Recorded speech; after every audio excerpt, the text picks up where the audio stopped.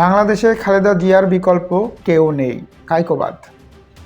মুরাদনগরের সাবেক 5 বারের এমপি ও মন্ত্রী, বিএনপির ভাইস চেয়ারম্যান, কুমিল্লা 4 আসনের সাবেক সদস্য ও ত্রয়োদশ জাতীয় সংসদ নির্বাচনে দলের মনোনীত প্রার্থী কাজী শাহ মোফাজ্জল হোসেন কায়কোবাদ বলেছেন, বাংলাদেশে আপসহীন নেত্রী খালেদা জিয়ার বিকল্প কেউ নেই। যদিও তারেক রহমান তার বিকল্প এবং তিনি তারই সন্তান। বিএনপির চেয়ারপারসন ও সাবেক প্রধানমন্ত্রী খালেদা জিয়ার সুস্থতা কামনায় শনিবার 6 ডিসেম্বর বিকেলে কুমিল্লার মুরাদনগর আকুবপুর ইউনিয়নে বিএনপির আয়োজিত মোনাজাত ও দোয়া মাহফিলে এসব কথা বলেন তিনি। মোনাজাতে সজোরে কেঁদে উঠে তিনি।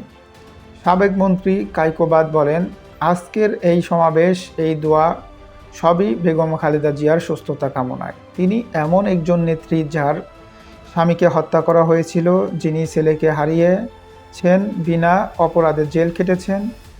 উনি যে ত্যাগ স্বীকার করেছেন তা শুধু অত্যাচার নয়, ওনার যে বাড়ি, সেই বাড়ি থেকে আওয়ামী সরকার জোরপূর্বক বের করে দিয়েছে। ওনাকে মিথ্যা মামলা দিয়ে কারাদণ্ড দেওয়া হয়েছিল, জেলখানায় রাখা হয়েছিল, তারপরও তিনি কোনো আপোষ করেননি। উপস্থিত সবার কাছে 2 রাকাত নফল নামাজ পড়ে খালেদা জিয়ার জন্য দোয়ার অনুরোধ করেন বিএনপির সিনিয়র এই নেতা।